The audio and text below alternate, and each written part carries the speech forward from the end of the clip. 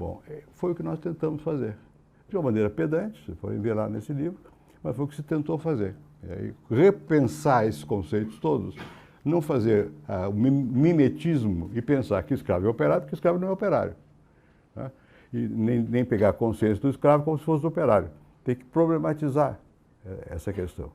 E o livro trata, esse livro, trata dessa questão. Cada um de nós tratou a seu modo.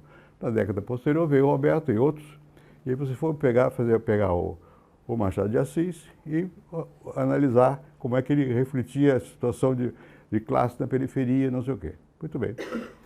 O método foi esse que se usou, né? Ou seja, nós pegamos o que era uma coisa abstrata e fria para nós, e ausente da pesquisa, e introduzimos como modo de aprender, de conhecer os processos históricos. Essa introdução, que está lá escrita, foi causa de uma briga imensa. Eu estava com sarampo, coisa que valha, e o Florestan apareceu lá em casa furioso, porque eu criticava, além do razoável, o funcionalismo. Talcott Parsons, Merton, não sei o quê. E não era aceitável isso. Eu abrandei a crítica. Mas faço na introdução, defenda o uso da dialética de inspiração marxista para analisar a formação histórica e o desenvolvimento das contradições e não sei o que e tal, embora dizendo que, dependendo da situação, você pode usar o método funcionalista. Quando você tem relações que se repetem e tal, usa o método funcionalista. Quando você quer analisar o sentido, pega o Weber. O Florestan fez um livro chamado Fundamentos Empíricos da Explicação Sociológica, que no fundo é isso. Ele diz, olha, tem 3 deuses. Agora, eles têm domínios diferentes. Você usa cada um deles de acordo com o domínio. Uma espécie de ecletismo cultural. Quando eu publiquei esse livro, O Capitalismo e a Escravidão no Brasil Meridional, o Roger Bastide, de quem eu tinha sido aluno e assistente, e que não tinha nada a ver com dialética nem marxismo nenhum, escreveu na França uma crítica qualquer, que ele disse, esse é um livro que na Europa seria impossível. Por quê? Porque eu misturava Weber com Marx, menos funcionalismo mesmo, eu misturava. Nós nunca tivemos o rigor do método, nunca impediu de você usar instrumentos de outros de uma visão um pouco mais, não é eclética, é segundo a natureza do objeto que você está analisando, você fazer isso. O Bastide diz, olha, esse livro na Europa, ou uma coisa é outra. Na minha cabeça, era uma espécie de conciliação. A análise era dialético-marxista, mas, de repente, pega lá alguma coisa que é weberiana. Né? E a gente fazia isso com muita naturalidade. Assim. Então, foi uma absorção do marxismo pela academia de uma maneira criativa. E, embora desligada até então da política prática. Se vocês forem ler, como eu vi hoje, essa introdução, a preocupação era um pouco a que permaneceu, no meu caso, a vida toda. Quer dizer, e é de muitos. E tem a influência das discussões do João Norte com o Bento lá também, que é o seguinte. Tá bem, você tem que analisar como as estruturas se formam. E são estruturas. Tá, tem contradição. Mas esses determinantes podem ser até gerais e eles condicionam. Mas há determinantes que são específicos, são singulares. E a história muda quando você faz esse jogo e você abre espaço para a construção humana, para a política, digamos assim. Não está desligado da política, não é uma coisa automática. Nós afastamos o mecanicismo que impregnava muito os textos marxistas da época, que era o mecanicista, infraestrutura, superestrutura. A infraestrutura muda, a superestrutura muda. Não é assim. Pode mudar, pode não mudar. Bem, enfim, não vou aqui fazer loas ao que nós fizemos, porque foi precário, como eu estou dizendo aqui, eram os instrumentos que nós tínhamos na época. Na verdade, esse modo de perceber o processo evolutivo a partir da visão que o Marx teve sobre o capital, no meu caso, permaneceu. Por quê? Anos depois eu escrevi um livro sobre empresários industriais e o desenvolvimento do Brasil, que no fundo, se você for ver com benevolência naturalmente, é uma tentativa de entender a formação do empresariado de uma sociedade da periferia. E não repetir a ideia de que a burguesia daqui vai fazer o que fez a francesa, porque é outra no outro contexto. Então você tem que adaptar, tem que fazer um jogo conceitual e tal e coisa, mas você vai ver lá que tem sempre a trama que é dada pela, vou usar uma expressão que é mais simples, pela infraestrutura, mas o movimento não decorre automaticamente da infraestrutura, você inventa. Ele inventa, pode dizer, você tem, em condições dadas, você faz a história em condições dadas. Bem, mais tarde, então eu escrevi esse livro, e outros escreveram outros livros semelhantes, diferentes, mas enfim, foi a tentativa de apropriação do método de análise marxista para aplicar a processos concretos de outros períodos. Isso foi em 64 que publiquei esse livro. O livro sobre o capitalismo foi em 60, 1960. Quando eu escrevi, eu tinha 25 anos, mais ou menos, por aí. 25 para 28 anos, por aí. Quer dizer, uma coisa de pouca maturidade, obviamente, né? Mas já a gente pensava alguma coisa, tentava pensar. Quando veio 64, eu estava fazendo essa pesquisa sobre empresário industrial. E, evidentemente, se a gente recordar a época, e mesmo os mais moços vão se recordar, né, de alguma maneira, no tempo do Jango, depois de Getúlio, Caio Getúlio, não sei o que, tal, elege, veio Jango, a política invadiu a academia. Invadiu. Quer dizer, porque nós éramos muito separados. Redoma, mesmo no tempo do seminário, Redoma.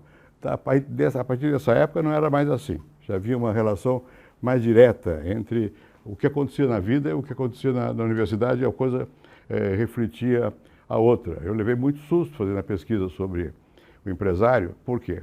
Porque a teoria vigente na esquerda, capitaneada pelo Partido Comunista, era de que tinha que haver uma aliança do empresariado nacional com os trabalhadores para uma oposição ao imperialismo e à base agrária, que seria mais facilmente ligada ao imperialismo. Eu fui fazer pesquisa, não havia isso, quer dizer, o empresariado industrial não tinha essa relação de antagonismo nem com o imperialismo, nem com a base agrária. Eu digo, alguma coisa está errada aqui, a revolução não vai sair daí. Isso aqui não é assim, a relação é outra. E fui para o Chile, por razões não propriamente de escolha. Tinha estado antes na França. E na França, o Aron foi meu professor. Dava aula na Sorbonne, mas escreveu tudo. Tinha uma coisa menor, né? Escola de alto estudo, onde estava o Aron e um sociólogo francês chamado Michel Crozier, que era muito amigo do Alain Touraine. Touraine está vivo, o Crozier já morreu. Bom, e o Aron dava um curso sobre Marx, e, na visão dele, que era um curso crítico. Nós não gostávamos, né? Do Aron, sim, porque o Aron era fascinante, um pensador brilhante, mas a visão dele era anti-marxista. Bom, aí quando eu vou para o Chile, eu começo a ver outras coisas. Por quê? Porque o Chile, nessa época, a CEPAL, a Comissão Econômica para a América Latina, o Prebisch, que era ainda lá, grande figura, o Celso Furtado tinha trabalhado, foi para lá também nessa mesma ocasião, nós moramos juntos, eu, o Celso e o Beaufort, na mesma casa, e aí era uma tragédia, porque dizem que eu sou pão duro, vocês não imaginam que era o Celso e o Beaufort juntos, né? Muito pior que eu. Então a gente é frio no Chile, né? E aquele aquecimento era de querosene, um cheiro horrível na rua. Mas nós desligávamos aquilo, até num frio desgraçado, comia-se mal e tal, mas enfim. Mas foi uma época muito interessante, porque o Chile atraía, na época, sobretudo por causa da CEPAL, mas não só, os exilados de toda a América Latina. E havia uma discussão muito viva entre nós lá no Chile. Nós tentamos reproduzir a nossa experiência do seminário, para fazer alguns grupos lá. Tinha um pessoal ligado ao cinema, como é que chama, que era muito bom, enfim. O Plínio de Arruda Sampaio, que tinha sido meu colega de primário, morando até lá em casa um tempo. E nós tentamos e tal, mas sobretudo no Chile, deu para entender a diversidade da América Latina e o Brasil e a Argentina. Eu conheci a Argentina, quando eu saí daqui fui para a Argentina, eu era muito amigo, havia um grande sociólogo chamado Gino Germani, e havia um assessor dele chamado Torquato de Tella, que era muito amigo meu. E eu fiquei lá um tempo na Argentina, conhecia bem a Argentina. O fato é que lá, olhando esse negócio, parecia um pouco acanhada a teoria da CEPAL. Porque qual era a grande teoria da CEPAL? desenvolvida basicamente pelo Raul Prebisch. O Prebisch era um grande economista. Foi presidente do Banco Central da Argentina, tinha uma formação liberal, mas ele via a realidade e ele desenvolveu a teoria centro-periferia. E a ideia, você tem o centro, tem a periferia, na linguagem marxista seria as colônias do imperialismo, não era bem a mesma coisa, mas enfim. Eu digo, bom, tá bem, é verdade isso, mas você tem também formas de interação diferentes entre o centro e a periferia, porque o Brasil era já um país industrializado. Na época do Brasil, 64, a discussão intelectual era que o golpe, como chamava de 64, foi uma regressão para o agrarismo, para morrer a coisa. Não era meu ponto de vista. Eu achava que não, porque estava óbvio, havia formação da classe trabalhadora aqui, que progredia, a despeito de tudo, não era isso. E havia uma tremenda discussão nos meios intelectuais, sobretudo de esquerda, só tem uma solução. Qual é a solução? É a revolução. Sem revolução não há crescimento. Pode dizer, não, pode haver crescimento. Revolução é uma coisa e crescimento econômico é outra. Pode haver crescimento. Alguns países estão crescendo. Depende de variáveis. E desenvolver lá umas teorias sobre... Bom, isso veio se chamar depois, contra minha opinião, de dependência. Bom, dependência pregou, porque dependência politicamente era um label, uma marca boa, e não era isso que eu estava dizendo. Eu estava dizendo que você tem forma diferente de relação, existe o desenvolvimento tecnológico e o capital se desenvolveu no centro e ele subordina os outros, isso é verdade. Mas a forma de deslocamento da periferia, mesmo sem passar pela Revolução, embora fosse possível passar pela Revolução também, né? Bom, se você for ver, aí eu escrevi um livro que teve certa voga na época, Dependência e Desenvolvimento da América Latina. Bem, o esquema, no fundo, é o mesmo do empresário industrial, que, no fundo, é o mesmo do capitalismo e escravidão, que você está analisando como é que se dão as relações de produção. Delas deriva que tipo de relação de classe. E qual é a relação política que isso pode estabelecer?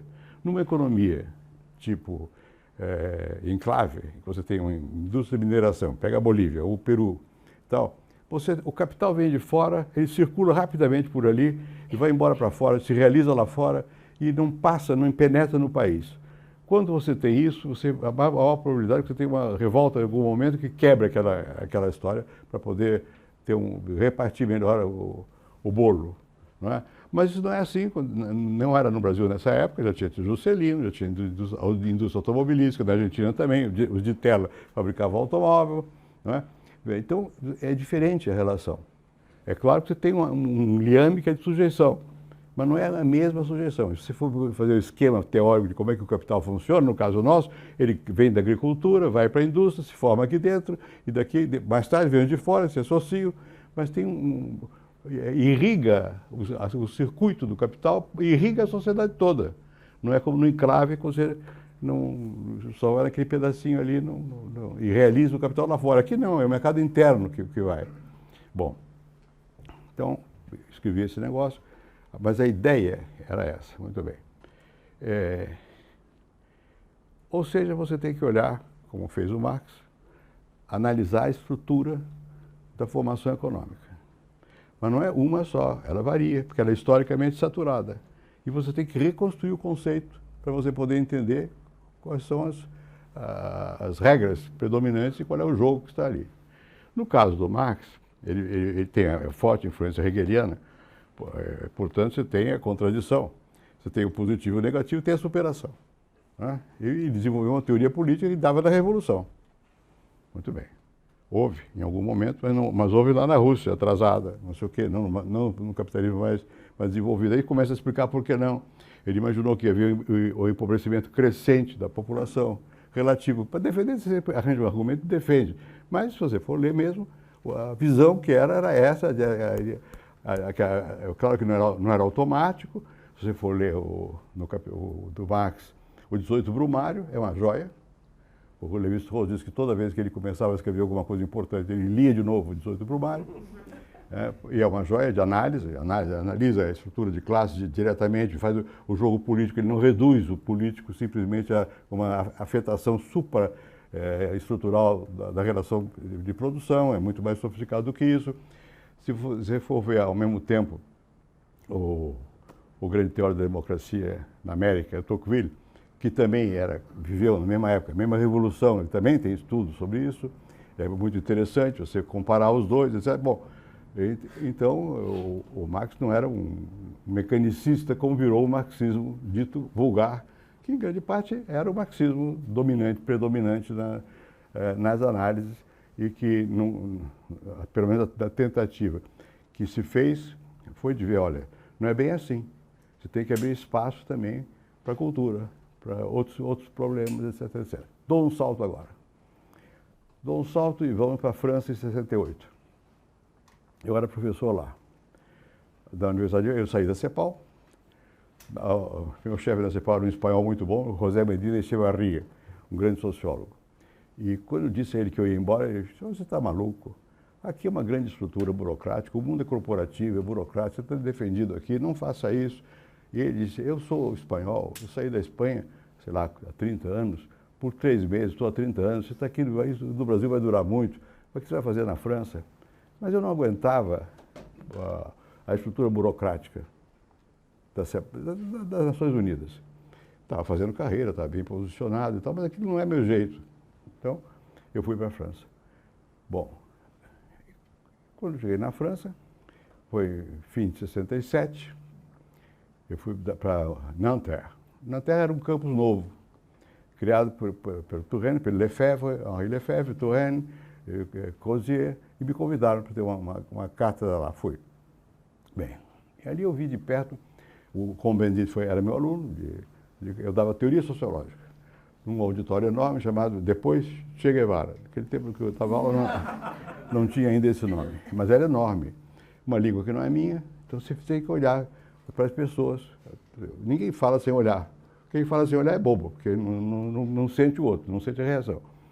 E eu apoiava numa moça, sempre, que foi a Dida Cultural aqui mais tarde, e no Cohn-Bendit, porque tinha uns olhos muito brilhantes e tal e coisa. Bom, mas não é isso que eu queria contar. É que eu estou lá na França e chegou lá, de repente, o Valdir Pires estava lá, foi ministro Lula depois. Celso Furtado estava lá, eu também. E o Paulo Tasso Santos, foi ministro da Educação, foi governador de Brasília, apareceu por lá. E nós lá tínhamos o hábito de almoçar, acho que quarta-feira. O Celso, eu, o Valdir, e o Paulo veio. Isso foi em fevereiro de 68. Eu estou lá em Nanterre, dando aula e tal, Cohn-Bendit, não sei o quê. Bom, já os professores de Nanterre um pouco inquietos. E o Paulo Tasso pergunta: o que está acontecendo aqui na França? De todos nós, o mais sabido era mesmo o Celso Furtado. Você conheceu bem o Celso, era um jeito sólido, cultura enorme, conhecia bem a França, tinha morado muitas vezes, aquela coisa. E o Celso disse: aqui não acontece nada. A França era o De Gaulle. Do De Gaulle é melhor que do Luís XIV. O Luís XIV não podia andar na rua, que era vaiado. O De Gaulle é aplaudido. E aqui o grau de racionalidade é tanto que no Palácio de Matignon, que era o primeiro-ministro, nesse momento, os sindicatos estão discutindo com o governo. Todo tem pesquisa para saber o salário, o nível de vida, não sei o quê, é tudo racional. Bom, estourou aquela coisa de Nanterre. No mês seguinte, março, né? Aí eu estava lá, vendo aquelas coisas de Nanterre, com essa formação, vindo do Chile. Primeiro, no Chile era época de muita agitação, como sempre. Tinha abaixo do imperialismo, a luta de classe, não sei quanto e tudo. Na França, o marxismo tinha ficado famoso, porque veio Althusser, que Althusser era o grande maître à penser, lire le capital, era a moda. Eu tinha uma aluna no Chile chamada Marta Hennecker, virou famosíssima, vulgarizava essas coisas. E quando começa aquela confusão de Nanterre, havia uma briga. O ministro da Educação, que era muito amigo do Touraine, chamava-se Alain Pierre Fitte, queria fazer uma reforma educacional. Os professores não gostam de reforma. Ninguém gosta de reforma. Reforma, quem gosta é quem escreve sobre jornal, mas os que estão na prática não gostam de reforma, mesmo interesse. Então ninguém queria saber da reforma, coisa nenhuma. Um dia eu entro lá na congregação, era membro da congregação, e um professor de geografia, comunista, protesta, que diz: olha, não dá para continuar assim, aqui é uma bagunça. Le Chien Lido, uma bagunça. E eu não via bagunça nenhuma, eu vinha do Chile. Aquilo, para mim, a França era ordeira. Eu entrava na sala, tinha um apariteur, já batia um taco na chão. Monsieur le professeur Cardozo. Era tudo formal. Que bagunça? Não tinha bagunça, dos meus olhos. Mas eles achavam que havia uma bagunça e queriam também impedir a reforma. Mandaram fechar a faculdade. No dia 22 de março, fecharam a faculdade. E o Combandi, os alunos ocuparam. E aí começou aquela confusão toda. Bom, eu assisti aquilo de perto. O Mário Pedrosa andou por lá. Eu levei o Mário Pedrosa a Nanterre para assistir o que estava acontecendo. Nanterre abriu as portas aos trabalhadores. Os trabalhadores chegavam lá, bata de trabalhador, bestificados, porque eles não entendiam nada do que os estudantes diziam. Os estudantes diziam que é proibido proibir, não sei o quê. Era uma revolução existencial. Né? Bom, e era um desencontro grande. Mas houve também a reivindicação trabalhista. Greve sindical, não sei o quê, juntou. E aquilo foi um momento. Agora, desfilavam em Paris, e havia desfile o tempo todo. Pior que agora aqui nos protestos dos caminhoneiros. Bom, desfilavam e tinha uma bandeira preta. A bandeira preta é anarquista. Ali não era anarquismo, era uma outra coisa. E cantavam a Internacional Socialista, que os mais aficionados sabem de pé, ó famintos da terra. Começa assim. Não tinha nenhum faminto ali, tudo gordinho. Gordinho, nenhum faminto. Bom, ou seja, estavam expressando uma transformação, queriam uma transformação, não tinham símbolos para essa transformação e se apoderaram dos símbolos disponíveis e aquilo funcionou. Né? E abalou, não sei o quê e tal. Não vou entrar em detalhe, que é outro assunto. O que eu quero dizer é o seguinte. Aí, eu, como sociólogo, fico sempre olhando, fui tive nas barricadas, comandante, não sei o que, andei lá com o Mário Pedrosa, e Hobsbawm, que andou por lá, todo mundo ia lá para ver, era um show. E tinha um seminário da Unesco, até uma coisa interessante, porque falavam muito que o grande inspirador de Nanterre tinha sido, meu Deus, aquele alemão exilado dos Estados Unidos, Marcuse. Eles nunca tinham lido Marcuse nenhum, porque eles não sabiam inglês, os alunos. Naquela época não sabia inglês, era francês. Bom, e o Marcuse foi lá, fez... E um dia, um professor, um colega meu, me telefona e disse: você não quer ver lá o Marcuse com os estudantes, com os professores, jovens assistentes? E vamos. E fui. Foi um desencontro total. Porque o Marcuse é um jeito de formação clássica. E achava que era preciso ler os clássicos. Os meninos não queriam ler clássico coisa nenhuma, queriam derrubar o mundo. E, bom, aqui está havendo um desconcerto grande entre o que está acontecendo. E quando pegou fogo mesmo, foi quando a rádio e televisão francesa entrou no ar. Os meios de comunicação começaram a ver. Bom, passado o tempo, eu era presidente da associação, mais anos depois, da Associação Internacional de Sociologia. E resolvi fazer uma reunião na Índia, porque sempre fazia nos Estados Unidos, na Europa, não sei o que, na Índia. Deu um trabalho maluco, porque não era fácil, a Índia é mais caótica que o Brasil. E eu fiz uma address, um discurso para passar o comando da associação e falei sobre teoria de mudança social.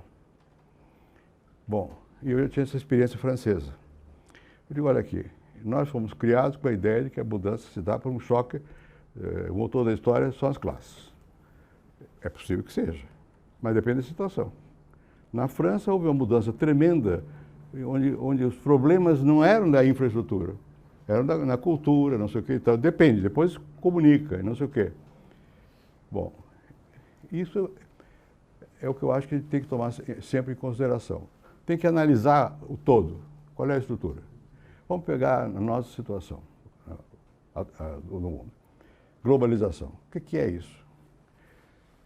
Quando eu escrevi sobre dependência e desenvolvimento, era uma maneira cega de tatear o que estava acontecendo, que era um começo disso, mas era só o começo, porque globalização mesmo aconteceu com as revoluções tecnológicas dos anos 70, que se reproduzem, que são claras nos 90 e daí por diante.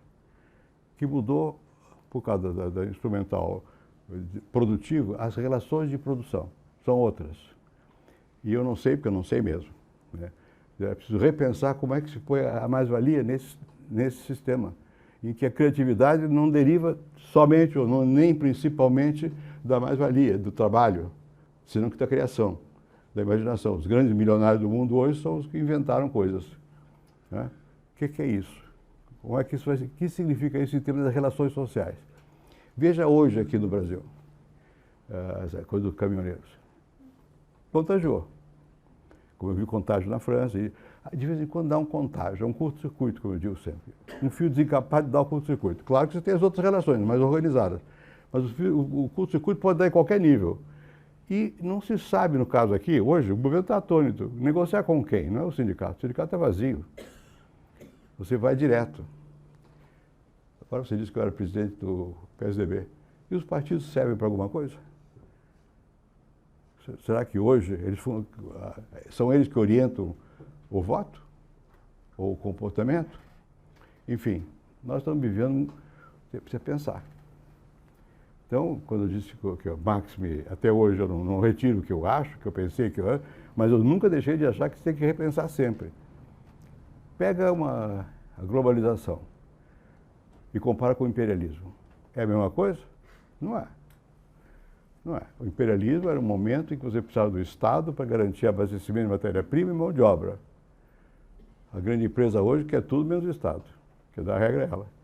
Quando eu era estudante, nós todos os que estudavam sociologia, tinham Ferdinand Tönnies, Gemeinschaft und Gesellschaft, na sua língua. Bom, é verdade, comunidade e sociedade, relações formais, contratuais ou relações face a face. Hoje a tribo da internet é uma comunidade e não é face a face. E você salta as estruturas. Né? Enfim, nós estamos vivendo outro tipo de sociedade e não tem... você pode pensar a moda antiga. Não é fácil, é difícil. Mas você pode fazer reviver, não é a mesma coisa. Tem exploração? Tem. Mas como é que se dá essa exploração? Quem explora quem? De que maneira se dão as relações sociais? Como é que isso está ligado ao processo produtivo? Como é que entra a cultura nisso? Como é que entra a vontade? Como é que entra a política? Como é que entra o jogo? Quer dizer, você tem que repensar as coisas. Então, nesse sentido, eu acho que para ser fiel à inspiração marxista, você não pode ser parado nele. Porque são quantos anos são? 200 que nasceu? Né? Deixou de ser importante? Não, mas ele descreveu uma sociedade que é outra. Quer dizer que essa é melhor que a anterior? Não, é outra, é diferente. Né? E também as previsões de que ia haver um socialismo não ocorreram. A China é o quê? Eu não sei. Eu não sei. Né? E onde houve, deu para trás. Quer dizer, então você tem que pensar. Quer dizer que ele estava errado? Depende, sim. Quem é que não erra? Você não pode mistificar, deificar, não é Deus. E Deus, às vezes, erra também. O diabo entra pelas entranhas da pessoa e lá vai. Então é isso. Eu acho que a maior homenagem que se pode prestar a Marx, ao pensamento marxista, é entender que o processo histórico não tem limite, muda. E quem pensa que chegou ao fim da história, o Fukuyama, que é um sujeito bem interessante até, mas o Fukuyama, que eu conheço, errou. Porque ele achou que a história chegado ao apogeu com o capitalismo liberal. Está em crise. Aqui, nos Estados Unidos, em toda parte, está em crise. Isso quer dizer que vai dar socialismo? Não sei. Não sei o que vai dar. Eu acho que não, provavelmente não. Mas é outra coisa, vai dar outra coisa. Né? Vai ter que pensar o tempo todo. Senão você não faz dialética. Você faz uma análise objetivista, mecânica, que não ajuda. A grande lição do Marx foi que ele ensinou a usar o conceito para entender a história. E a história é feita pelos homens em condições dadas.